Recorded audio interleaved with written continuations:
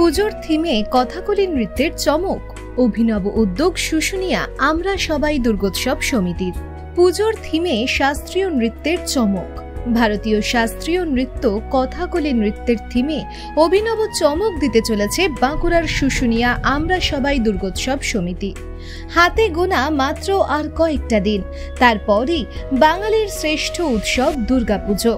বিভিন্ন জায়গার পাশাপাশি বাঁকুড়া জেলার বিভিন্ন পুজো মণ্ডপেও চলছে সাজো সাজো রব। সেই মতো দুর্গাপুজোর মণ্ডপ অভিনব থিম ভাবনায় সাজিয়ে চমক দিতে চলেছে শুশুনিয়া পাহাড় সংলগ্ন শুশুনিয়া গ্রামের আমরা সবাই দুর্গোৎসব সমিতির পুজো উদ্যোক্তারা। শাস্ত্রীয় নৃত্যের উপর মণ্ডপ সাজাতে চলেছে শুশুনিয়ার এই পুজো কমিটি। এবার তাদের থিম ভারতীয় শাস্ত্রীয় নৃত্য কথাকলি। বাঁশ, বাটাম, কাপড়, সুতলি প্রভৃতি পরিবেশ বান্ধব সামগ্রী দিয়ে তৈরি করা হচ্ছে মণ্ডপ। এবারে তাদের থিমের বাজেট 10 লক্ষ টাকা। সাবেকি প্রতিমা গড়ছেন নামকরা চামকরার মৃৎশিল্পী ফটিক রায়।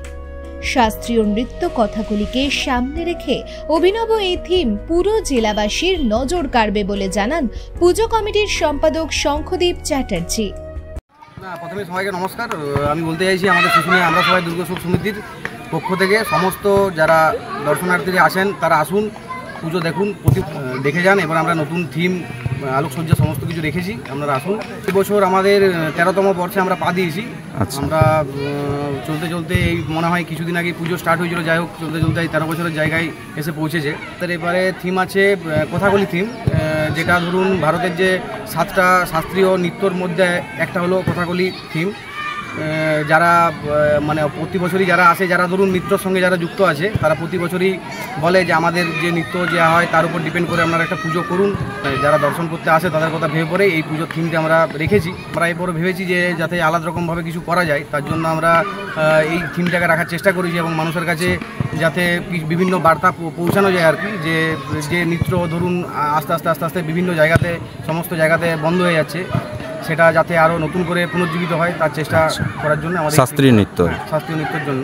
আচ্ছা, আমাদের মণ্ডপে মূলত ধরুন আছে বাঁশ, কাপড়, বাটাম আছে, সুতা যেটা হয়, সুতলি যেটা সেটা হয়। আমরা সবচেয়ে যেটা মেন কথা, আমরা এই বছর একদম থার্মোকল থেকে পুরোটাই বিরত আছি যাতে পরিবেশের ক্ষতি না হয়।